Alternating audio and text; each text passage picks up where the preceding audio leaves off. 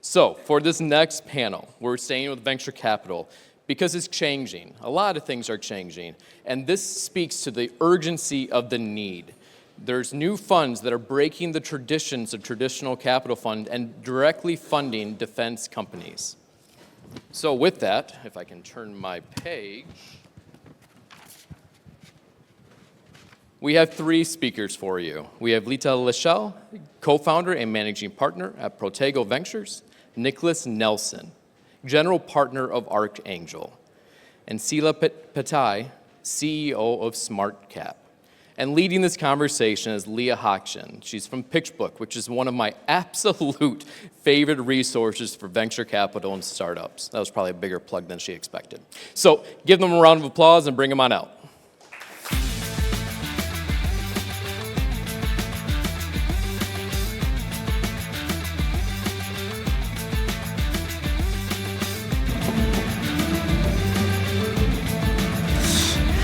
Thank you. Hi everyone, welcome and thank you for coming. And I am thrilled to be joined by my three amazing panelists here to talk about the rise of defense-first funds. Now I know you've already been very briefly introduced, but it would be great to start off if each of you could just give a very quick overview of yourselves and your firms and kind of what you're looking at. Start with you, Sille. Hello, everyone. Thank you for inviting. It has been such an amazing event so far. I'm from Estonia. I'm managing SmartCap. SmartCap is Estonian state-backed venture capital fund, and we are managing three different pockets or mandates. One is generalist VC, the other is green tech, and the third mandate is defense tech, where we can make investments directly into defense companies, but also in defense funds. And I guess that's going to be sort of at the center of the whole conversation. So all in all, our assets under management are around 500 million euros, and the dedicated defense mandate is 100 million euros. Thank you. Hi, everyone. It's great to be back at Resilience again this year. So Nicholas Nelson, I'm the founder and co-general partner at Archangel Ventures.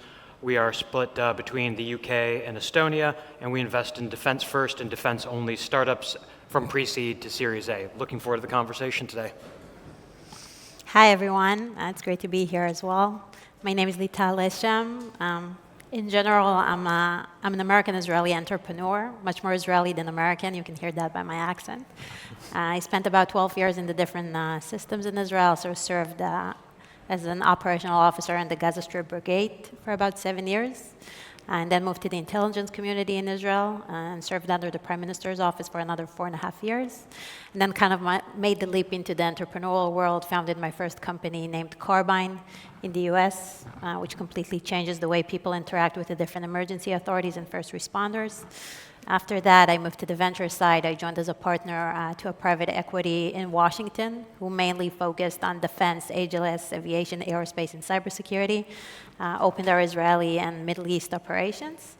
And today, I'm the founder of Protego Ventures, which is the first defense tech VC in Israel, which is solely focused on defense tech, specifically Israeli companies, helping them penetrate and scale US and European markets. Perfect, thank you so much. I want to start with a question to all three of you. For many years, a lot of VCs and LPs and VC funds have avoided directly investing in defense. We've seen, particularly kind of this year and a bit last year, that there is an increasing willingness and actually enthusiasm for defense-first investing. What is it that has changed? Why have LPs and VCs become enthusiastic about direct defense investing? Start with you, Sille. Oh, thank you. There's so many layers of answers, and I'll start with the first and maybe historically the most critical one. There have been, of course, ethical considerations historically, but also financial or performance-wise, maybe it hasn't been the most attractive sector to invest in because the defense spending has been relatively low in Europe, and the investors want to see growth. You want to invest in companies and sectors where you see growth, but it was rather flat in Europe. So it just wasn't an attractive investment target. And the changes that we are seeing now in Europe in terms of where the private equity and venture capital investments are being directed and how the sort of the ethical and financial considerations are being revised. Let me give you a quick example. For example, during 2020 and 2024, private equity and venture capital funds raised more than 700 billion euros in Europe. So that's the money available for private equity and venture capital investments on the rolling basis for companies. And if this is all excluded for defense sector or defense companies, then what are we backing, right? Who is going to be the investor in these companies, fueling the growth? That's a lot of money. And even if just the fragmentation of it is released from the restrictions and limitations that we have historically had, that will direct huge amounts of capital to the sector. So there's actually a lot of institutional capital coming from pension funds, insurance portfolios, family offices, corporates, to the industry, but not the defense sector. And that is changing because the investors have realized that they are only fueling the growth in, I don't know, biotech or food industry, automotive industry, but not defense industry. And if we are not building up this sector in Europe ourselves with our money, then who else is going to do it? Thank you. Yeah. I want to talk about kind of the role of conflict, because obviously defense tech investing has become much more, in the spotlight since, the second invasion of Ukraine. How much does conflict influence your investment strategies, particularly as VCs? How do you differentiate between startups that are perhaps solving an immediate crisis caused by conflict and startups that are developing technology that's going to be long-lasting? Nicholas, we'll start with you. Yeah, certainly. So just to kind of level set as we kind of look at this going forward. So I started looking at this sector and have been in defense my entire career, last 2 decades, and started looking at the European market more in earnest really around 2019, and subsequently wrote a paper about building defense tech unicorns in Europe. Even back then, I actually got some of my first and only pieces of hate mail as a result of that, but started kind of looking at the sector more. And that's why I wanted to go back to that time, because I think it's really, really quite critical to note that this is not just, I think, for common wisdom because of the second Russian invasion of Ukraine.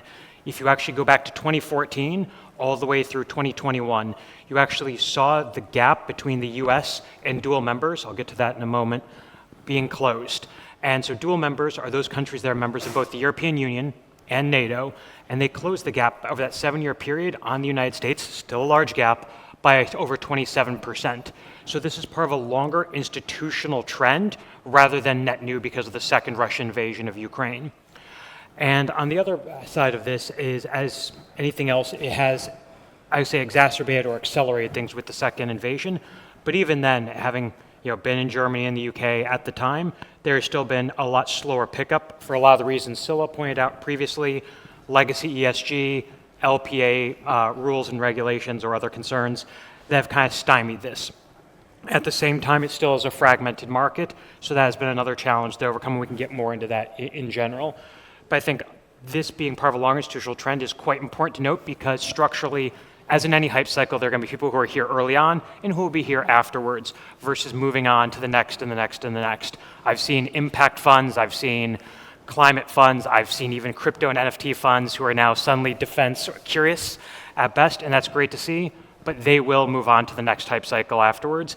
And it's really about building up that long-term ecosystem that I think is really critical, and I'm happy to be on this panel today.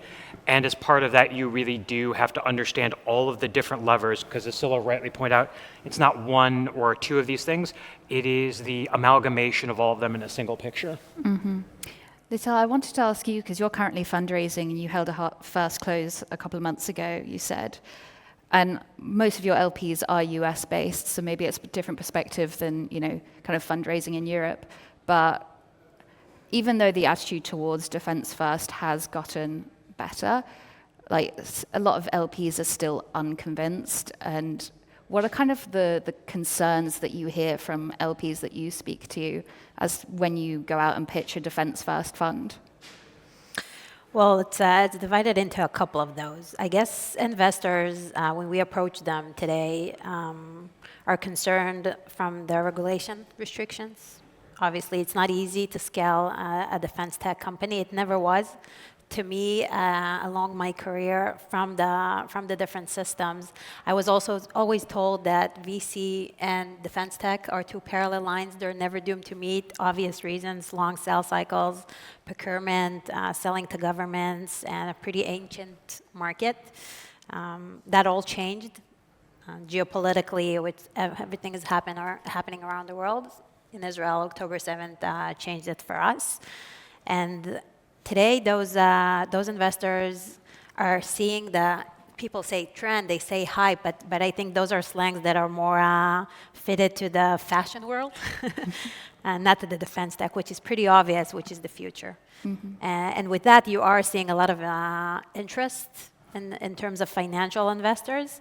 You also see the sentiment, which is recognizing the fact that there is a lot of technologies that are not being developed in a vacuum. They're real-time tested, proven. Everything is moving much faster by an idea, a prototype, and a tested technology that can be scaling and implemented very, very fast, which makes it much more attractive to also institutional, but as Sally mentioned, family offices, high net worth individuals, and VCs around the world. So we had our first closing 2 months ago. It took us a few months to get to $50 million. We're aiming to get to 150. We're aiming to do that by the end of next year. And as you mentioned, most of our LPs are from the US.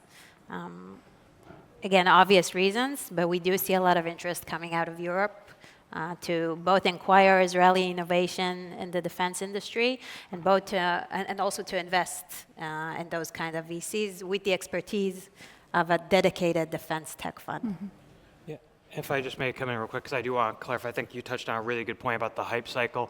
Whether we want to apply that nomenclature not to defense, I think is quite relevant and unfortunately quite true, because there will be folks regardless of the world, and make no mistake, the world is getting less secure, not more. There are more conflicts, there are more casualties on a daily basis still everywhere in the world than at any other point previous, except for the major wars. So given that, we already know that this is getting less secure.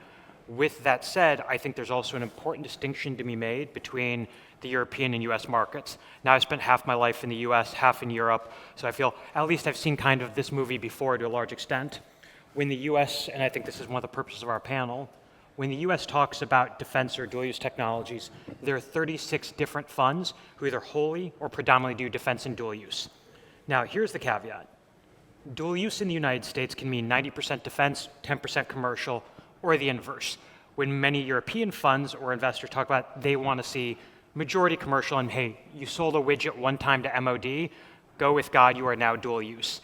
In theory, sure. In practice, it's nonsensical from our perspective.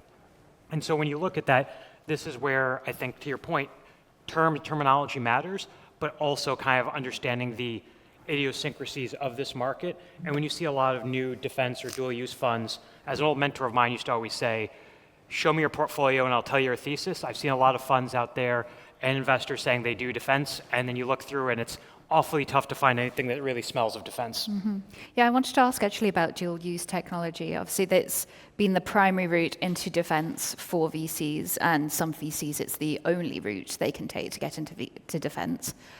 Is it actually a helpful framework, or is dual use kind of holding back pure defense tech back from its potential? Open to whoever would like to answer the question first. I think the term dual use today is a good term for LPs. It kind of like reduces the risk. It's a cute term to use when you talk about technologies for war or for defense. Again, it's a thin line between those two. But for investors who hear the term dual use, which means the company can also grow, oh, by the way, already grew in the commercial market and just pivoting into the defense and adding military applications or defense applications in order to gain more traction in a different market, which is probably full of potential today, but it has kind of like the pillow of the commercial market, and that makes investors much more comfortable to move forward and invest in those companies. Again, they can approach energy and other critical infrastructure and borders and AGLS and things like that. It depends on how you define defense tech, pure defense tech. I mean, from the startup point of view, is saying that you're more of a dual-use startup when you're going and you're trying to sell to defense contractors and you're trying to sell to governments, is that a hindrance? Is there that impact of being like, oh, well, you're more of a commercial business, not an actual defense startup? Yeah, I think it depends quite largely, and that's kind of the coward answer, I guess, to a certain extent. But when you do look at this, if you are a later stage company, I think, and there are a whole slew of case studies we can walk through about pivoting later on once you've established a firm base in commercial and you're selling things like software or productivity tools into defense. I mean, you look at Google, Amazon, any of the bigs, sure.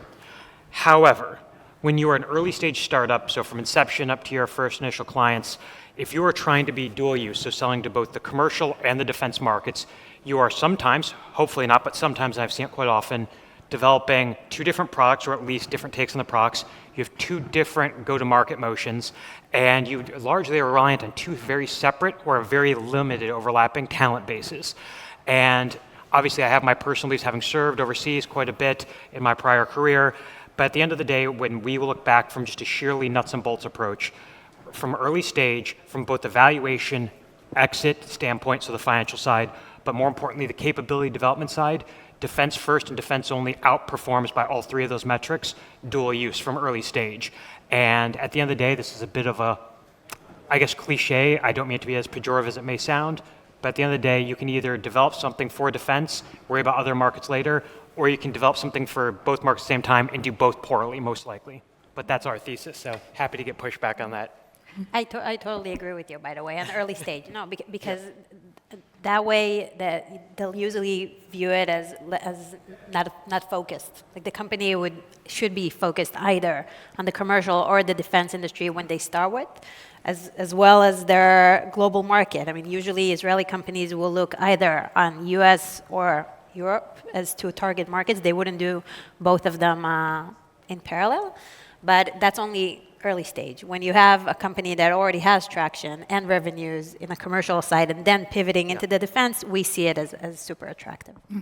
From the LP's perspective, kind of how do you look at a dual-use manager versus a defense-first manager, and how do you evaluate the two? For me, what is dual use? I hope most of the companies have technologies that have dual use, and maybe the other use case is not even in defense. That's a joke, right? But it's quite close to truth, to be honest. I want most of the technologies to be used in several sectors. But talking about dual-use strategies and defense strategies, then most of the dual-use funds we see are actually deep tech funds that have selectively use cases or optional use cases in defense sector. But when we say that we invest in defense funds or defense-first funds, then of course they can invest in dual-use technologies. I want all of them to have also peacetime business plans. I want them to survive the hype cycle. However, when we say defense funds, then we want the fund manager to be dedicated, understand the sector. We want to have the sort of the investment strategy around defense, the team around defense, and we don't expect the fund manager to have any restrictions and limitations regarding defense sector, because otherwise, how are you going to actually do defense when you exclude the core technologies in defense? So, what makes defense funds really defense for us? Team strategy and no restrictions and limitations. Otherwise, you're just a deep tech fund that has dual-use optionality. Yeah, I mean, you're quite a rarity in like the European LP market, and the fact that you don't have any restrictions on weapons and ammunitions. How does that position you with other LPs, and how does that kind of relationship work with other LPs? Wow. Well, the relationship has been improving, to be honest. We started quite rough because we were not on the same page with the largest institutional investors in Europe, right?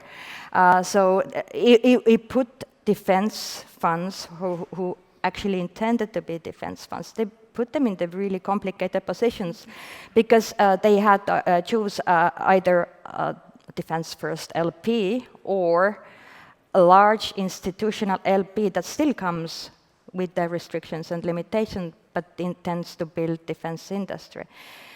So they had to make hard choices during fundraising, but I see even larger institutional LPs now revising their restrictions and limitations. And it takes a lot of, you can't do it overnight. It takes a lot of advocating, explaining, normalizing the topics, and a lot of looking at the, I don't want to go into this ethical area or domain, but I guess we have also revised what is ethical and what is not ethical. If we are not defending ourselves or building our own defense industry in Europe, then is it ethical to expect someone else somewhere to do it for us? Maybe not. I want to kind of switch gears a little bit and focus on kind of companies. So obviously being able to be a defense first fund and having capital to invest in defense first funds unlocks kind of a new category of startup that perhaps 5-10 years ago nobody would have touched. What kind of startups are you excited about today, and what kind of managers and specifically what kind of strategies are you excited about today when you look at the area of defense tech investing? Start with you, maybe Lital. So obviously everything that has to do with AI, it's kind of like a cliche, you hear it everywhere, but it's true. I mean, even in defense tech, companies that will develop technologies that will not include AI will stay behind. I personally think that everything that has to do with decision making or even targeting will be used with AI to make the processes much shorter and efficient, but there will be a man supervising and a man on the trigger at the end. I think it will take at least 10 years. I know it's controversial and many people think it would be sooner.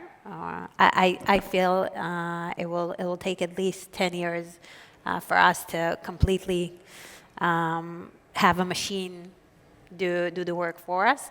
We invest in many companies, dual use, and a lot of them are including AI softwares in the battlefield. Our first investment, our first portfolio company is a company named Extend, which is developing an operating system for robotics.